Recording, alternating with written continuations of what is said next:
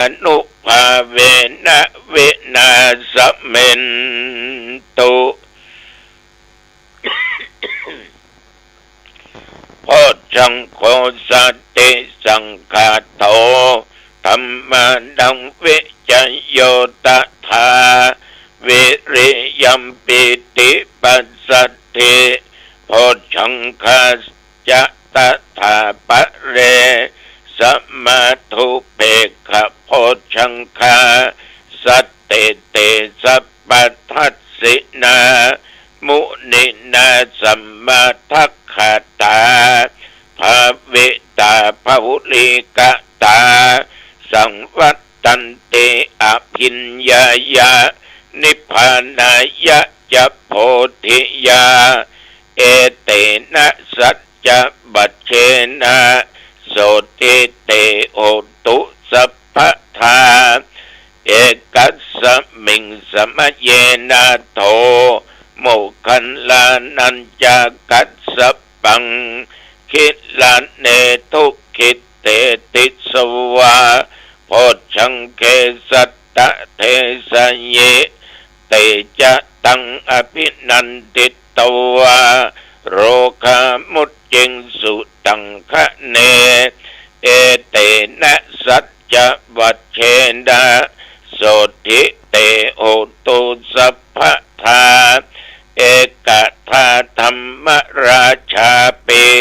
เกลัญเยนะปิปิริโตจุนทัตเถเรนะตัญเยวะพนาเปตวานะสัทธรังสัมโมดิตวาจะอาภัทธาธัมมาบุตธาสิธานะโสเอเตนะสัจจะวัชเชนะโสทิเตโอตุสัพพทาปะหินาเตจะอาภัทธาตินนันนัมปิมะเยสินังมัคคังตะกิเลสาวะปัตตานุปัตติธัมมะตังเอเตนะสัจจะวัชเชนะโสติเตโหตุสัพพทาภวตุสัพพมังคลังรักขันตุสัพพเทวตาสัพพพุทธานุภาเวนะสัทธาโสติภวันตุเตภวตุสัพพมังคลังรักขันตุสัพพเทวตาสัพพธรรมานุภาเวนะสัทธาโสติภวันตุเตภวตุสัพพมังคลังรักขันตุสัพพเทวตาสัพพสังฆานุภาเวนะสัทธาโสติภวันตุเตโดยบทพุทธานุภาพธรรมานุภาพสังฆานุภาพบทสาธยายมนต์โพชังคปริตอันศักดิ์สิทธิ์และจิตอันตั้งมั่นอาตมะขอถวายเป็นพระพรชัยมงคลแด่สมเด็จพระเจ้าลูกเธอเจ้าฟ้าพัชรกิติยาภาขอพระองค์ท่านนั้นได้ทรงหายจากอาการพระประชวรทรงมีพระสุขภาพปรมัยอันแข็งแรงทรงพระชนมายุยิ่งยืนนานได้120 พรรษษายิ่งขึ้นไปขอถวายพระพรกรมอุตุได้บอกว่าระยะนี้อากาศจะหนาวเย็นขึ้นอุณหภูมิเมื่อตะวันนี่ลดลงมาเหลือ33 องศาปัจจุบันบัด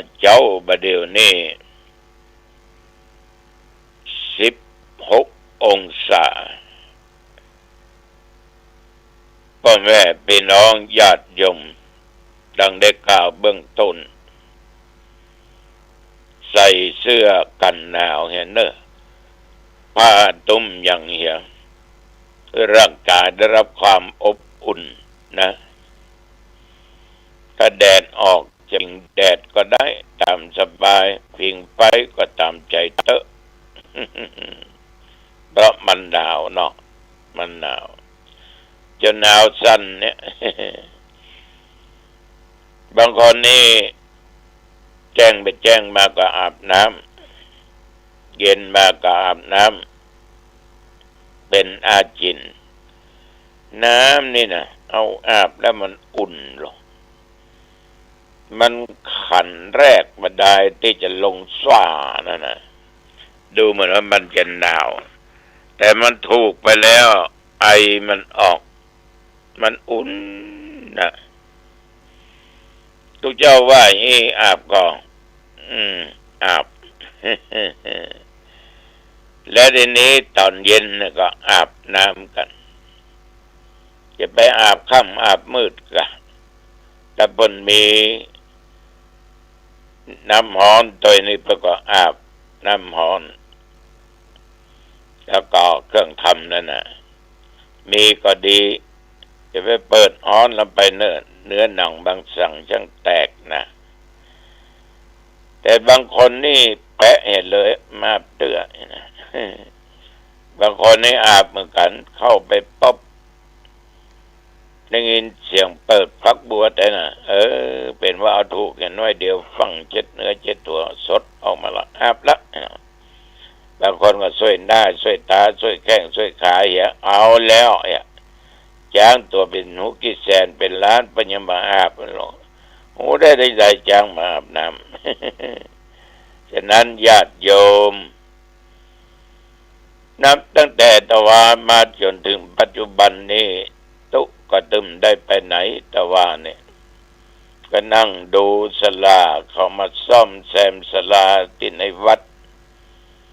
แล้วก็ตอนบ่ายก็ออกไปดูที่นอกวัดสถานที่ศึกษาธรรมปฏิบัติธรรมก็แบ่งห้องน้ำ4-5 ห้องแต่แล้วก็เสร็จไปละ2 ห้องข้างนอก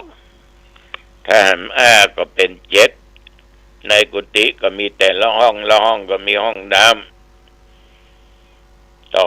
ไปถ้าเสร็จแขกมากะอ้องไปนอนนอกจะกันได้ ญาติโยมแต่ว่านี่ตลอดจนถึงปัจจุบันเนี่ยย่ำไปไหนแต่วันนี้นี่เวลาบ่ายโมงคณะสงฆ์จังหวัดเชียงใหม่โดยการนำหลวงพ่อเจ้าหน้าจังหวัดรองจังหวัดเจ้าคณะอำเภอรองอำเภอเลขานุการทุกระดับชั้นเป็นจะประชุมกันที่พุทธมณฑลดอยหล่อเวลาบ่ายโมงแต่ตัวเจ้าได้ไปก่อนเที่ยงนะเพื่อเดินทางได้ไปก่อนเที่ยงวันนี้วันที่25เป็นจะประชุมกันญาติโยมท่านทั้งหลายชีวิตของคนเฮาทุกคนเนี่ยที่เกิดมาในโลกนี่นะบางคนก็เคยบวชบางคนก็บ่อยากจะบวชบางคนบวชแล้วเสียก็ไปกับก่ายใบก่ายบอด เป็นความคิดของคน2 วันผ่านมาได้ถึงเรื่องประวัตินางภิกษุณีที่ได้ออกวิทยุได้สนทนากันกับพ่อออกแม่ออก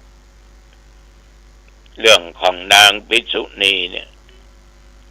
เพิ่นบวชอยู่ก่อนตุลุงเอาก็ว่าบวชก็แต่ต้องไปบวชที่ประเทศศรีลังกาพุ่นเนอะเมืองไทยนี่บวชบ่ได้นะแล้วมันมีอยู่ก่อภิกษุณีมีแล้วเขาก็ถึงได้ได้จ่าว่าภิกษุณีอุบาสกอุบาสิกาคือเรื่องราวมาอย่างนี้เมื่อองค์สมเด็จพระสัมมาสัมพุทธเจ้าเนี่ยกลับไปเมืองกบิลพัสดุก็ ก็ได้เทศนาธรรมแก่ญาติแปลว่าโปรดพระประยุรญาติอันมีพระเจ้าสุโธทนะเป็นประธานก็ได้เทศนาจนป่อได้บรรลุพระอรหันตผลในที่สุดทีนี้เมื่อป่อตายไปปราสาทว่าเสด็จที่วงคตพระนางมหาประชาโคตมีอันเป็นพระแม่นาแม่เลี้ยงนะคือแม่ของพระพุทธเจ้านี่เกิดพระองค์มาเมื่อเป็นเจ้าชายได้7 วันก็สวรรคตไปเมื่อดังนั้นพระนางประชาบดีโคตมีจึงเป็นพระแม่เลี้ยงก็ได้ทูลขออุปสมบทในพระพุทธศาสนาโยมหูกอบพระพุทธเจ้าไม่ทรงอนุญาตเป็นเหตุให้พระนางเสียอกเสียใจ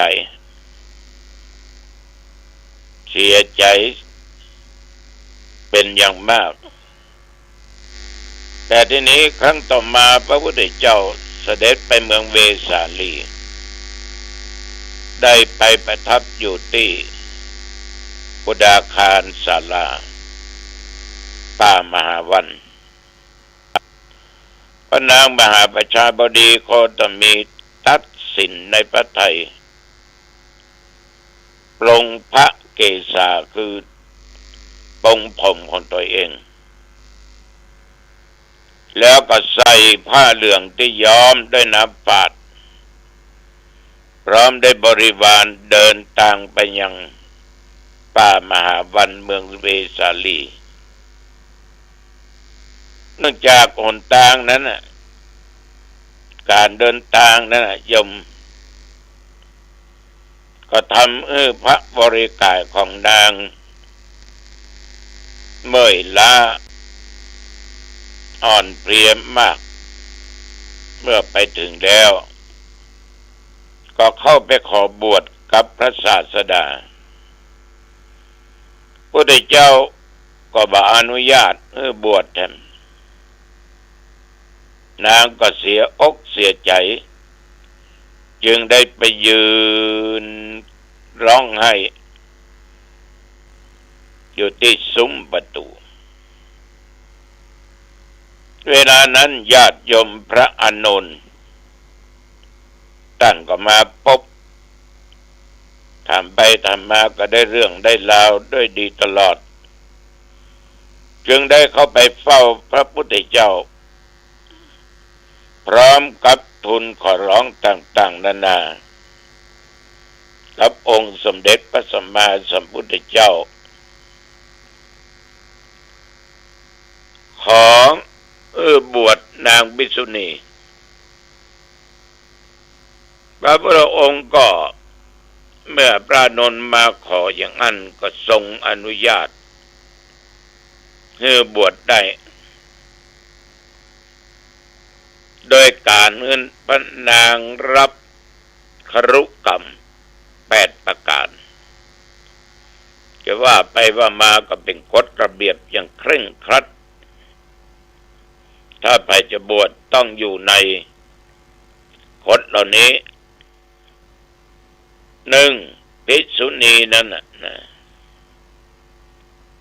แม้แต่จะบวชมาแล้วได้เป็น100 ปี100 พรรษาก็ตามจะต้องทำการเคารพนอบต่อพระภิกขุ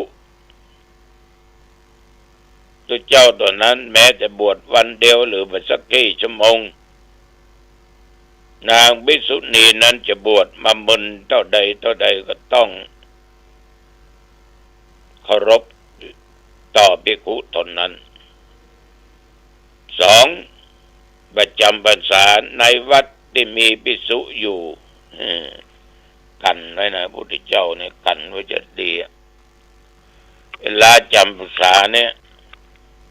ห้ามอยู่ในกุฏิเดียวกันอยู่ที่เดียวกันกับภิกขุ ก็หันมาเป็นอันตรายนะเนาะก็เลยห้ามไว้3ต้องหวังในธรรม2ประการทุกครึ่งเดือนต้องทบทวนศีลสิกขาบทของตัวเอง4เมื่อจำภาษาแล้วต้องภาวนาในสงฆ์2ฝ่ายภิกษุฝ่ายภิกษุณีแล้วข้อที่5เมื่อต้องอาบัติหนักต้องประพฤติมานัตในสงฆ์ทั้ง2ฝ่ายเวลาจะอุปสมบทบวชเป็นสงฆ์เป็นภิกษุณีก็จะต้องอุปสมบทในสงฆ์2รูปขอโทษในสงฆ์2ฝ่ายโยมจะหันมีโบสถ์ที่วัดประสิงห์หลังวิหารหลวงมีองค์พระประธานอยู่ตรงกลางส่วนหนึ่งเป็นของภิกษุณีส่วนหนึ่งเป็นของภิกษุห้ามด่าห้ามว่าภิกษุด้วยอาการใดๆทั้งสิ้นจะมาเล่าหน้าจากวันติสินนินทามได้ไม่ได้8ห้ามว่ากล่าวตักเตือนภิกษุหรือว่าสอนธรรมแก่ภิกษุแต่ภิกษุเตือนภิกษุณีได้ เดี๋ยวนี้คนบ้านสอนตัวเจ้าละหมูเรื่องค่ะ